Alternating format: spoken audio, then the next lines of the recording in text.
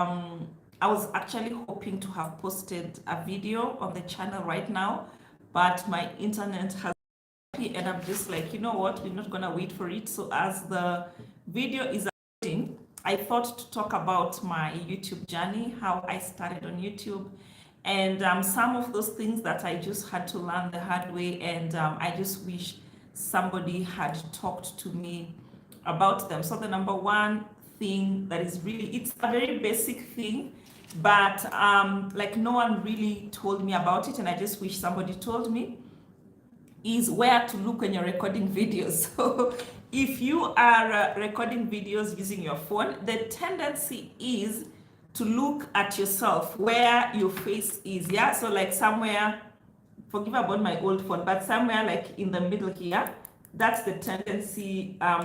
Like that's what your head tells you to do, to look at where your face is. Ideally, you should be looking right here where the camera is.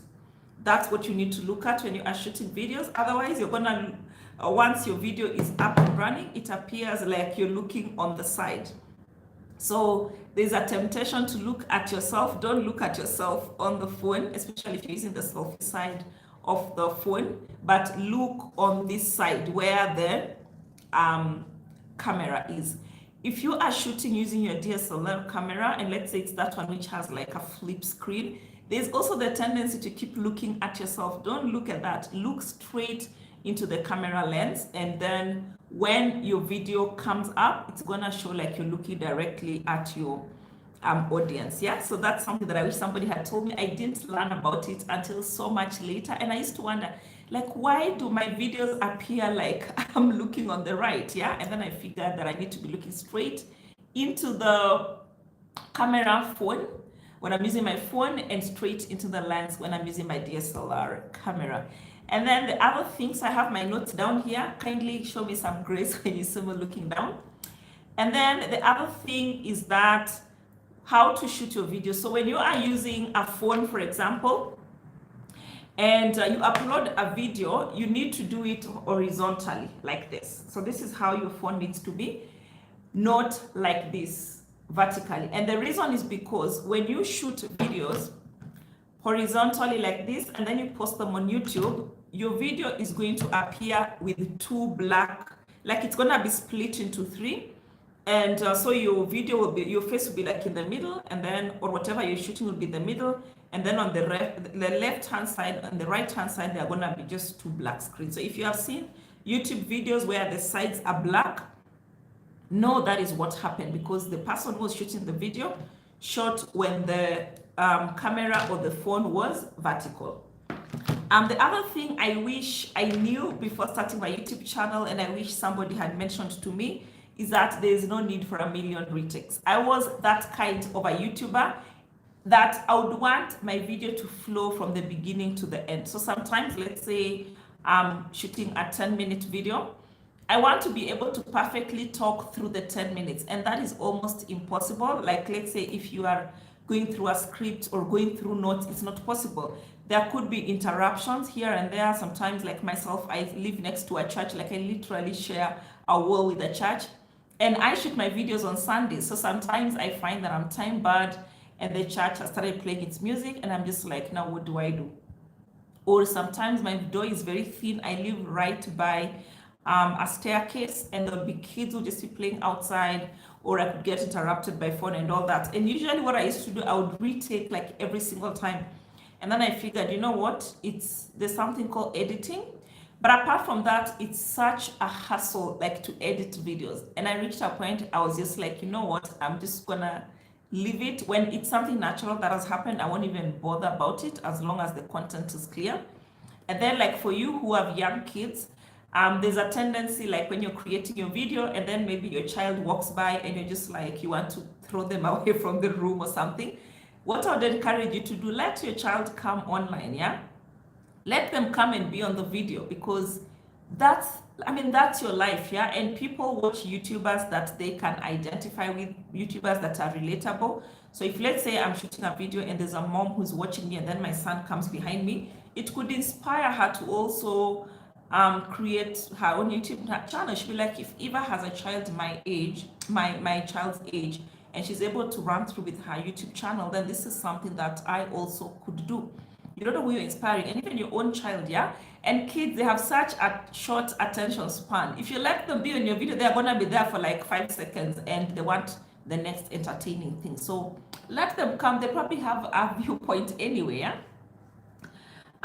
The only thing I would encourage you not to tolerate at any point, so let's say you are shooting your video and then like right now is election period, and one of those election views, cars passes and they come and park outside where you're recording and they're playing all this copyrighted music.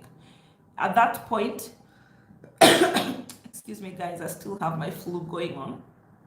At that point, you don't want that song to be in your video because you're gonna get copyrighted. And when you get copyrighted and even get copyright striked, it's not nice. You could actually be demonetized if your video is already monetized. So those you should avoid at all costs. Or even if, let's say, you are shooting a video and somebody in your house which is on the radio and the song starts playing, at that point you just have to stop shooting the video until the music stops playing. And then the other thing that I wish somebody told me when starting my YouTube channel, something that very important, no one tells you about starting a YouTube channel, is, okay, people talk about consistency, but they don't really tell you what that means and the importance. Like when it comes to doing anything online or just anything in life generally, I have learned that consistency is huge. You can't even ignore it. Like as a small YouTuber, you need to shoot at least 3 videos every week, at least. And I did that experiment for my other YouTube channel, Travel the Eventually. I actually did an experiment in September of 2021. And I was like, I'm gonna post at least 1 video every day, at least 30 videos every month. And I did that the whole of September. And guys, within no time, that channel was monetized. I was getting tons and tons of new subscribers every day. I was making so much money. I was making so many views. And I was inspired by 2 main YouTubers. There's one, she's called Mungai Eve. She does a lot of celebrity and gossip and stuff like that.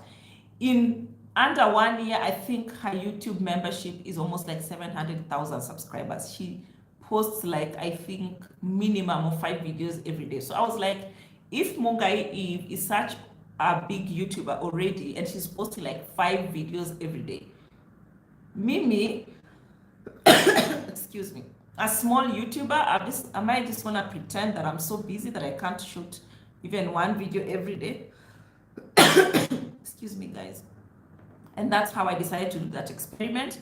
And within no time, my channel really grew and it continues to grow. Another person who has really encouraged me and motivated me is Mutembe TV. He also does, I think it's like 20 videos every, like guys, I'm not even kidding. Go and check that channel. He has like, it's mostly political content. And even before the Kenyan election news started, he used to talk like, he used to have like 10 videos every day. And it's not just on YouTube. He has videos on his Facebook channel. He has videos like everywhere. And I was like, if Mutembe has like so many subscribers and he does like 15 videos every day, what is so difficult for me to do just 1 video every day? And I did that experiment and guys, it worked, it paid off.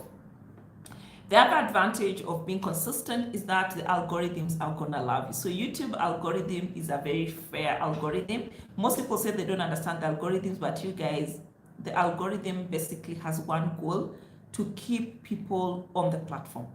If you can keep people on the platform, the algorithms are gonna love you. And you keep people on the platform by 2 main ways, either by informing them or by entertaining them.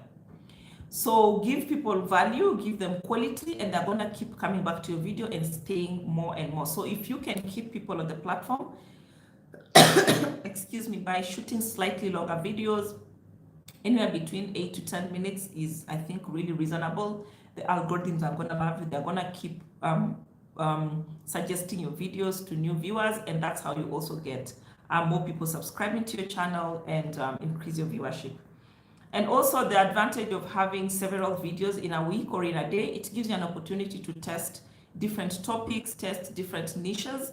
And so let's say today I talk about how teachers can make money. Then tomorrow I talk about, or maybe in the afternoon, I post a video about how college students can make money. And then in the afternoon, I talk about how nurses can make money, side hustle. So already I have directly addressed three main niches. I've talked to nurses, I have talked to teachers, I have talked to college students in one day. So unlike somebody maybe who just shot a general video how to make money, I've already targeted three main sub categories of people, and they are likely to subscribe to my channel.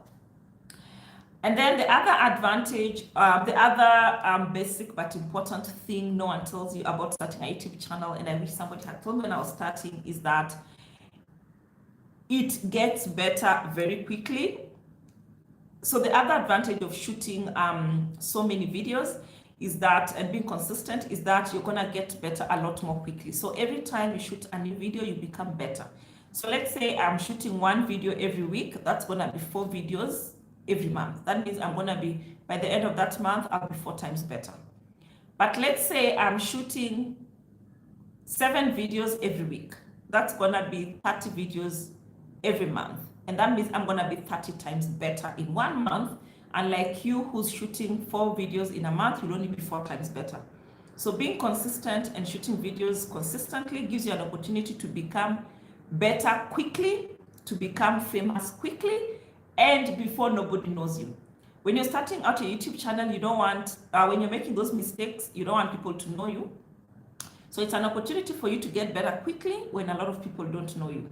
By the time they'll be discovering about you, you'd have shot like 100 videos and you'd have perfected the art, you're more comfortable on camera, you know how to talk, you know how to introduce yourself, and you know what works and what doesn't work. The other thing that is very, very important, and I wish somebody had told me about when I started my YouTube channel, is that family and friends will not necessarily support you. I always assumed that when I start my YouTube channel, my family and my friends will be falling all over themselves to watch my videos. So I used to share them in family groups. I would share them on my Facebook page. I would share them with other people. Then I realized these guys don't even care. In fact, some of them, they're probably jealous. They don't like you. They don't care about you. They don't like your voice because they already know you. So they won't even care. Or maybe the things you're talking about, they don't care. So maybe like me, I keep talking about so much about making money and stuff like that. And maybe other people already have enough money. So they're just like, why does she keep talking about money all the time? So they just don't care. And I didn't realize that you're actually going to have strangers love you more than your own family and friends. And over time, I've been on YouTube since 2018. And it's been an opportunity. I have a community of family. I have a community of friends that I have never ever met. But every time we chat online, every time we meet on my DMs on Instagram, it just feels like we've known each other for ages because we already talk. We have something in common. We all love each other. We all love the same things. And I have even talked about it on this channel. I have had people that I don't even know send me gifts. They send me so many, they give me money. I have people who have subscribed to my YouTube channels. They are members. They donate every single month. I have people that send me money on YouTube. I have people that send me super chats, super thanks every time I go live.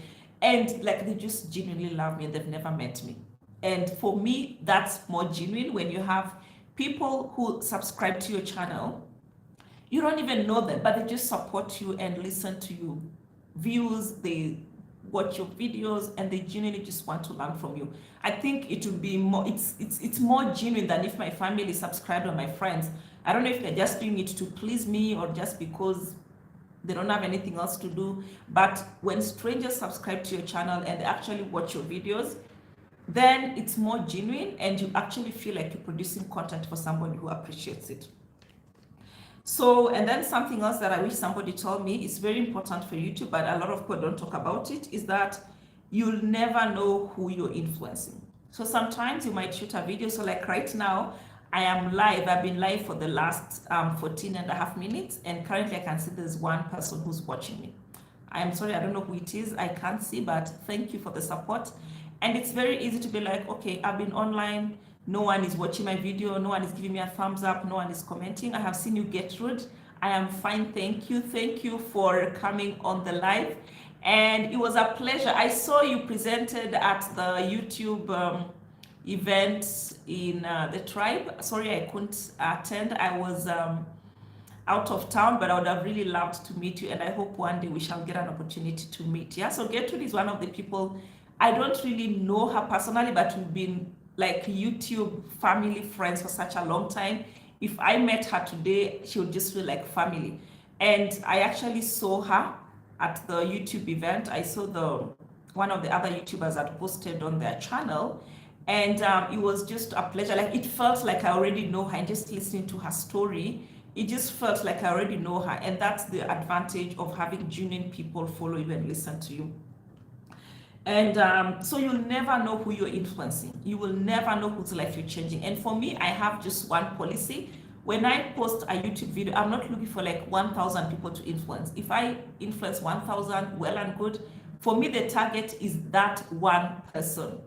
The one person who I influence, for me, is more than enough. Yeah. And I'll just go to bed knowing that I made somebody's life better. I made somebody smile. I gave somebody information. The other thing that no one tells you about YouTube, and it's really, really interesting, is that on YouTube, in the online world, PR is PR. There's nothing like negative publicity. There's nothing like positive publicity. So if you decide to be online, just be there. Don't put reservations. Put yourself out there. Be vulnerable, because in this internet world, there is no like hakuna ati bad publicity ati maybe Eva is trending, I don't know for what, who cares? Trending is trending. Use it to your advantage. Which brings me to my next point. Haters will always be haters. So when you create good content, let your genuine followers, those who really love you, your subscribers, fight the battles for you. And let the haters provide you the publicity that you need. So personally, for me, what I usually do, so initially I used to really get really hurt when somebody put a negative comment on my videos, and I would even delete them. These days, I do not delete. I actually engage you. So like right now, if you start telling me, oh, CG, your wig is ugly, by the way, what do you guys think about this hair? I just love this big hair. Sorry, the flu is still there. So if right now, let's say somebody told me, oh, your wig is ugly or your hair is what? To be honest, I would not even care. And I would actually engage you, because I have learned for YouTube, a comment is a comment. And YouTube considers every comment to mean that people are interacting with your video. Whether it's negative, whether it's positive, I don't care. So the more comments there are on a video, it shows the algorithms that people are engaging with this video, people like it. The algorithms actually assume that every impression on a video means people like that video, and they keep pushing it out to more people. So I would engage that person to a point where they keep talking, and we keep tunarudishana until I reach a point like I'm so tired, or I'm just free and I don't have more bandwidth to engage them, and I'll give those comments there. It helps my video to keep pushing on and going viral and all that. So remember, in the internet world, publicity is publicity. There's nothing like negative publicity. Use everything to your advantage. And then we have these people who just come on your channel and they would talk about such random things. So like, let's say today we are talking about things I wish I knew about YouTube, things that people should have told me. And they would come and start talking about maybe, I don't know, investment in cryptocurrency. So before I would like delete them, these days I don't even care. And they would come and do like 20 comments. I'm like, make them even 50, I don't care. It's helping my video to go viral. It's helping my video to be found by more people. I'm just gonna leave it there. But I would occasionally keep warning my viewers, don't get scammed. Don't listen to these people, just focus on what I tell you and do your own due diligence. And then something else I also learned, okay, I knew when I started my YouTube channel, to be honest, I wasn't doing it for the money. I didn't even know that people get paid. I didn't know that YouTubers get paid, because at the time I only had my evamtali.com blog, and I was just looking for an alternative avenue. I actually read an article at the time that the world was moving towards video and less people were interacting with the blogs and reading, which is actually not true. I've had my blog, I think, for 5 years now, but I am making the most money this year. Like, and it's a travel blog, guys. I am making the most money this year than I have ever made with my blog. So it means there's a lot more people who are interacting with my blog than they were in the past. So fortunately for me, I've already positioned myself for those who prefer to read. I have my blog there. And those who prefer to watch videos, I have my YouTube channels, and I cover a mix of both topics. So I knew there was money. I didn't know that people actually make money on YouTube. So I just started there with a clean heart, roho safi. I just want to share my travel escapades, share with people visa guides and stuff that I'm doing online to make money. And then before I know it, one day I got an email from YouTube that I had been monetized. And just like that, I didn't even know people make money. So when I learned about monetization, I knew people make money, but I didn't know the insane amounts of money. Like you guys, people are making millions of money on YouTube. And especially right now where the economy is really tough, a lot of people are really finding it hard. The price of goods have increased like 200-fold. You guys, if you're a YouTuber, you're making money. Every 21st, YouTube is sending you your money in euros, guys. And that means the more the dollar loses its value, the better for you, because you're gonna get your euros and you get a lot more. So like in the past, I know like early this year actually, a euro, 1 euro was exchanging at about 106 Kenya shillings. Yesterday I checked because I went to get my money for YouTube, and it was the exchange rate was 1 to 116 to sell, 137 to buy. Like if you want to buy 1 euro, it was 137 Kenya shillings. We are getting paid in euros, guys. So that's, and it's insane amount of money. A lot. Not even lie to you at there's no money on YouTube. There's money. You just need to be consistent. You have to create other informative content. You have to create content that entertains, just something that's gonna keep your audience online. And as you create your content, as you find your niche, I always say, ask yourself, 5 years from today, are you gonna be happy with what you're known for? Because if you stay on YouTube for like 2 to 3 years, with the time, there's things people are gonna associate with you. So right now, for example, if you typed Eva Mtali, there's some usual words that are gonna show up alongside my name. The question is, am I happy to be identified by those things? So you might be motivated by money today, but look at the bigger picture. Take a long-term perspective. Are you still going to be happy to be identified by those things in 10 years time? So let's say I'm 20 years today, I have a YouTube channel, the things that I'm posting about my YouTube channel. When I'm 30, when I'm 40, would I be happy to be associated with those things? That's something you need to look at. And then, so the other, last but not least, but really, really important thing that I wish somebody told me about YouTube, and a lot of people don't talk about, it's never that serious, guys. Like, don't kill yourself, yeah? Take breaks when you need them. When you're not feeling well, like now, having a flu, but I've just been feeling this itch, like I've ignored this channel for so long, and I was just like, I want to start creating content. And when it's becoming really difficult for me to upload, like film a video and then edit and then upload, because of different things like time constraints, or the internet is just not functioning well for me, then I'm just gonna go live. That's what I've decided. I'm just gonna go live, because by going live, I get to talk to you guys, we get to interact, and the content goes up. I don't have to worry about having to edit it and then come back on the channel and all that. So take breaks when you need them. It's good for your mental health, especially now. A lot of people are staying indoors. People are really having issues here and there. Try and work on your mental health. Take breaks. Learn, yeah? Subscribe to channels like this one, where I guide you. I talk about my journey. Everything I talk about on this channel is based on personal experience, either mine or other people that I've interacted with. So you can take it as legit as possible. Like, you can literally get things from this channel, go and copy paste them and let them work for you.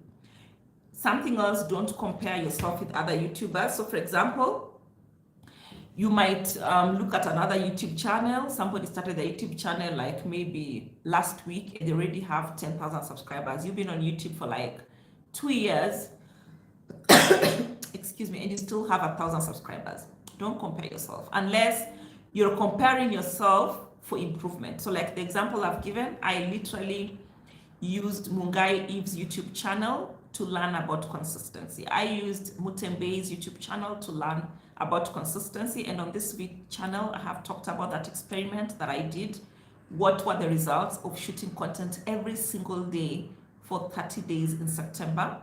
And I compared this with my results in the previous month, when I think I shot like 3 or 4 videos. So compare only when you're looking for action plans or for ideas, but not comparing to make you feel bad. And I always tell people, if you are my viewer or you subscribe to my channel, you follow me on Instagram or Facebook, and I make you feel bad, by all means, you need to unsubscribe. It is not good for your health. If you're following any social media person, any social media influencer, and they make you feel bad, instead of inspiring you, you need to unsubscribe those channels. I don't care even if it's my channel or my social media handles. Please unsubscribe. We are supposed to be here to entertain you, to inform you, to make you feel better, to motivate you, to inspire you.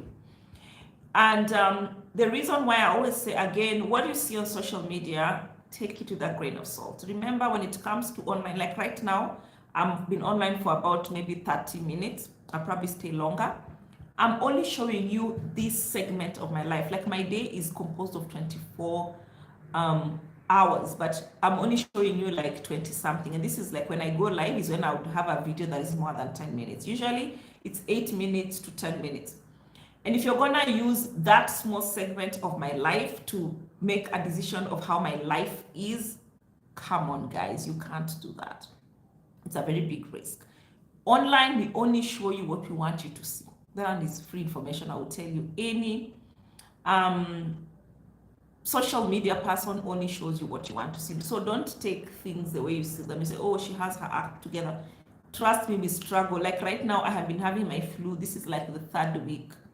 And I was just like, you know what? It's not going away. So I'm just gonna be with it the way it is. I'll cough.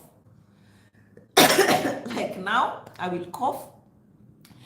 When I can talk, I will talk, because we need to keep creating content. Yeah, this is the reality. It's cold now, and there's nothing I can do about it. I've tried taking medication. It's not going away. So life has to go on. So I might, so if it was an edited video, I would cut off all the places where I'm coughing, and you'd be like, whoa, this Eva, she never gets sick any day. No, this now shows you that we also get sick, but we move. Life goes on. So Gertrude, I don't know if you're the one who's still online. Please give the video a like as you come online. It helps the algorithms to know that this is valuable information, and share them with other people. So you said it was fantastic. I'm sure you're talking about the YouTube event at the Tribe. I can imagine, I have seen several YouTubers talk about the experience. I can imagine I would have really loved to be there.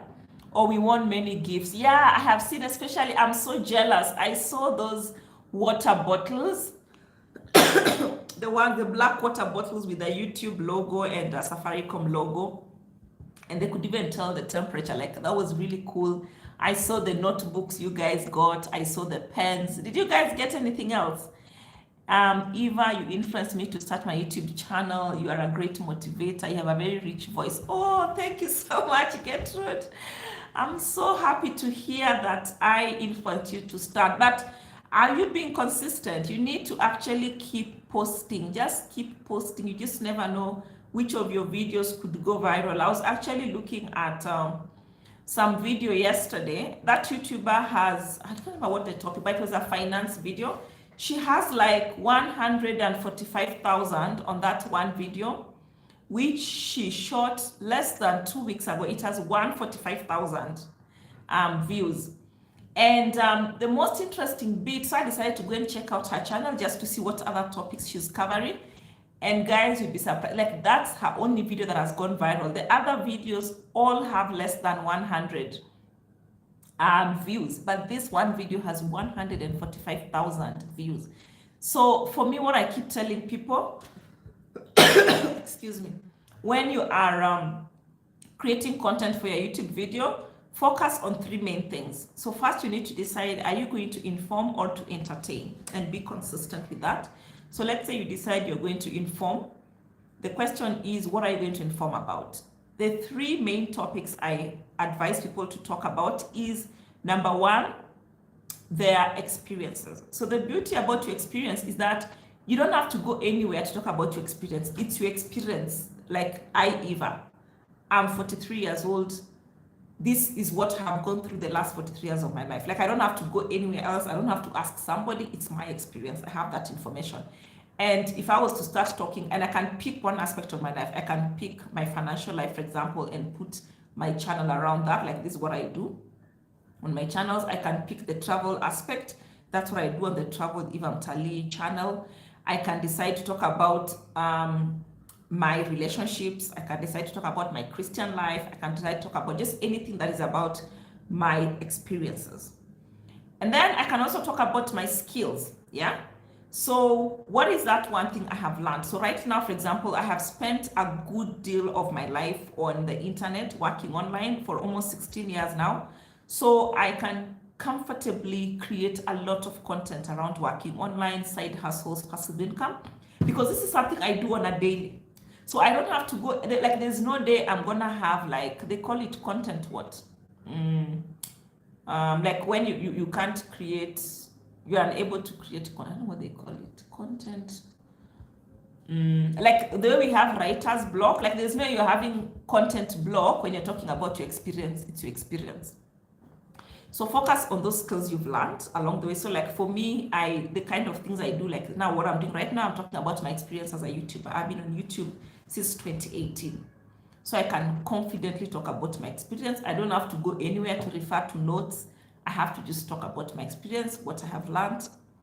If let's say you're a single mom, like I remember Gertrude, you were talking about your situation. I'm sorry for your loss. You mentioned, for example, being a widow and being a mother of, I think, 3 kids. You can talk about how has that journey been, and that is your experience. No one else has had that exact same experience you have had. That is one angle you can take. How do you manage your finances? How do you manage life having grown kids? How was life at the UN? So that experience is unique to you. However, it's something that is relatable. If there's another widow somewhere who's trying to get a YouTube channel going, or who's probably currently working with the UN or something like that, they'll be like, oh, that story looks like mine. I want to listen to her more. She can empathize with my situation, and that's what you want because you're relatable. Oh, sorry, single parent. I'm sorry about that. So there are all those different experiences that are unique to you, but other people are having almost something similar, so they can relate to you. So that's what you want to consider. And then something else you want to talk about is, have you overcome anything? So for example, right now, a lot of people are going through economic difficulties because of inflation, and then because of COVID, a lot of people lost their jobs. So if my case, for example, right now, and I don't know if you guys watched the live yesterday, I was talking about the different ways I have been making money to afford travels to different parts of the country, of the world and the country. And one of the things I mentioned about was I write and publish ebooks. And one of the books I have written is how to survive a retrenchment and how to deal when your job is on the chopping block. So this is something that happened to me. I actually was retrenched in 2016 or 2017, but I was still able to travel and visit 15 countries. So this is an experience that I am the one who went through. Here I am retrenched, but I still get to visit 15 countries. How did I make that happen? While there are people who actually are still working, they've never left their countries. So I thought it was important. Oh, love you right back, my. Thank you so much for joining. Please subscribe if you haven't, and give this video a like. Let me know where you're watching me from. So I was talking about the ebook. So I decided, you know what? So a lot of people used to ask me, hey, Eva, I thought you told us you no longer work. How come you're traveling? And I was like, you know what? I should probably talk about my experience. So in this book, I cover like, how do you survive? What are those things that you do when you get your first job or that really nice job? What do you do during that period when you're likely to be fired or retrenched or laid off? I don't know what's the difference between those 3 words. What do you do afterwards? Do you go and sit down? Okay, now me, I've been retrenched. I won't even do anything. I won't even buy. I don't know. What do you do? Those are the things I talk about, and what informs your choices. So one thing I talk about, for example, is having, like, setting the table before you're laid off. Like the moment you get that job, that's when you start preparing for retrenchment. You don't prepare for retrenchment after you lose your job. You do it before. Because at that point you have things like access to loans. So that's one thing that people actually really usually ignore. when you have access to loans, when you have access to loans, it means you can risk that money, you can start a business with it. And because you have a fallback plan, you can get into riskier business. And remember, the more risky it is, the higher the return on investment. It's also an opportunity for you to experiment. And I always say, if there's anything that COVID has taught us, it's that one is too close to zero. You cannot have one source of income, guys. I don't know how badly I need to stress that. It is such a big, big risk. We are all literally one pay slip away from poverty. Like most Kenyans live from pay slip to pay slip, from paycheck to paycheck, from hand to mouth.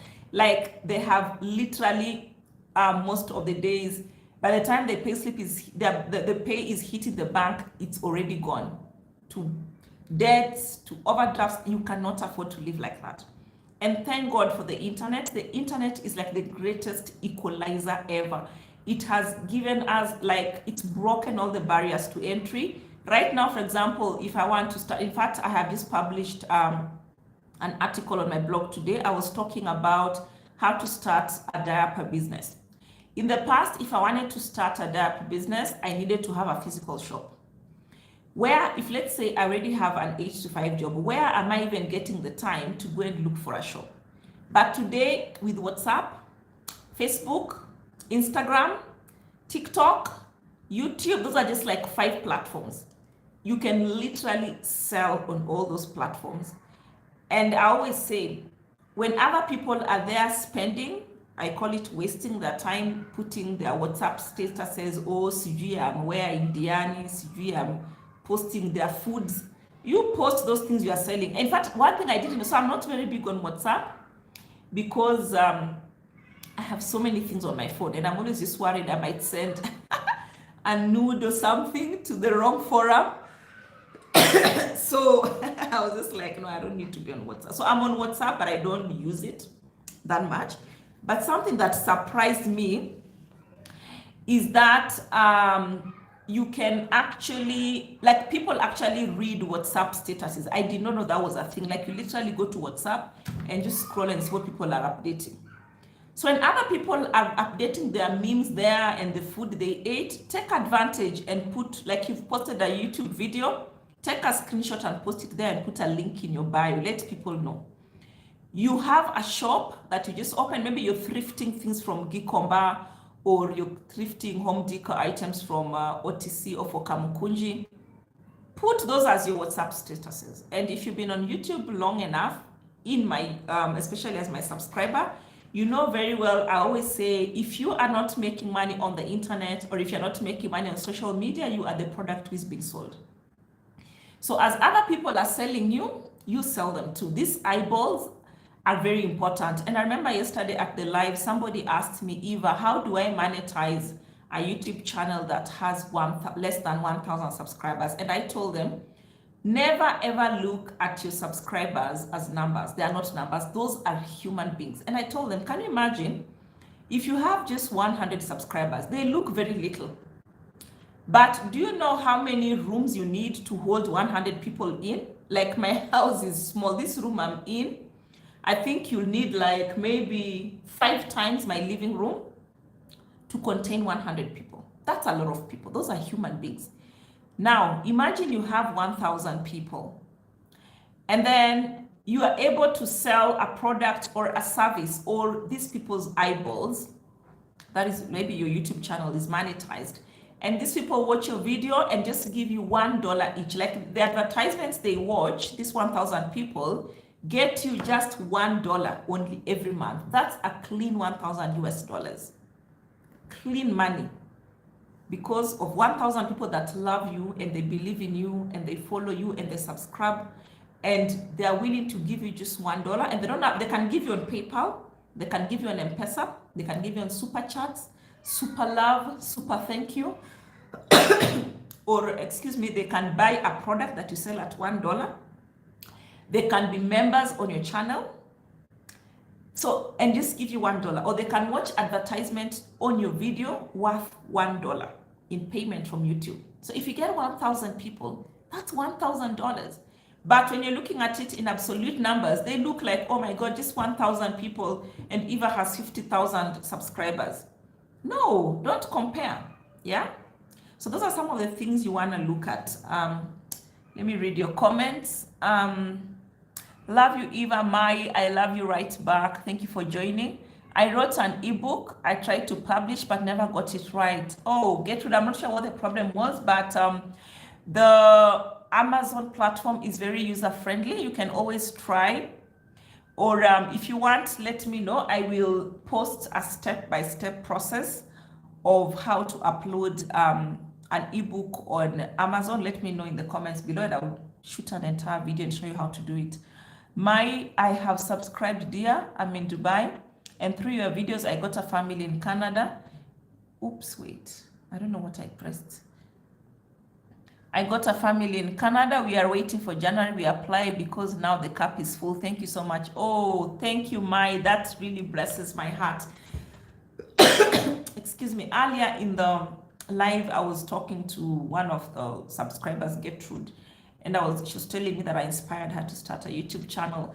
And I was telling her, for me, just one person who gets inspired, gets motivated is more than enough for me. And it just blesses my heart. And like, it motivates me to continue doing more of what I do. So yeah, congratulations, Mai. I'm really happy. So Gertrude, I will probably next month, I'm going to find time and try and go through the step-by-step process of how you can. So maybe I should probably cover the whole length of how to find a topic for your ebook, how to write it, and all that, because I have really written several ebooks. I am actually thinking of just doing a whole series of how you can make money with ebooks, how to find topics, how to write, what's the number of pages you should look at, where can you publish, how do you market your book, and stuff like that. That is something I'll be happy to do. But maybe later towards September, October, down there, but I could actually do a video on how to upload. Excuse me, I'll find time maybe next month and do that video. So guys, those are some of the things that about starting a YouTube channel I wish somebody had told me about. And they look like really small, teeny, weeny, tiny things, but in the whole scheme of things, they could make or break your channel. They could determine whether you are successful or not. Oh yes, Gertrude is saying, yes, you can do the stages of how to ebook. Yes, I will do that. Just do the different stages, how to find a niche, what to talk about, how to find successful titles and stuff like that. I'm gonna cover all that. And even pricing your ebook and stuff like that is something I will consider doing. So I don't know if you guys have any more questions for me around starting YouTube channels before I log off. I see I've been here for about 43 minutes now, and guys, I still have my flu. I have tried everything, and it doesn't seem to go away, but we move on now. And I think I'm just really stressing my voice when I continue talking, but we need the money. You guys need the information, so we can't wait for too long. It's been almost 3 weeks. And yeah, but I'm sure my health will be fine. So let me know if you guys have any questions for me. I'm gonna give it like 1 more minute and 15 seconds, and then I'll close if there's no question or comments. It's now 43 minutes 53 seconds into the video. By in 45 minutes time, I'm just gonna close, and I'll probably see you on the next video.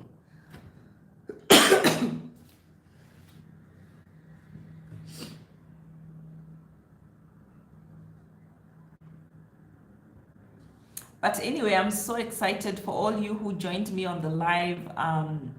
Please share the video with other people.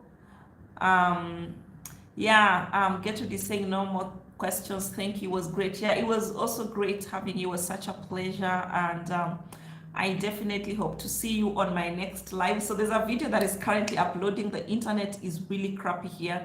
That's why I decided, you know what, I'm just gonna go live, because I was hoping to have the video up by 4 o'clock. So I decided I may as well just go live as the other video uploads.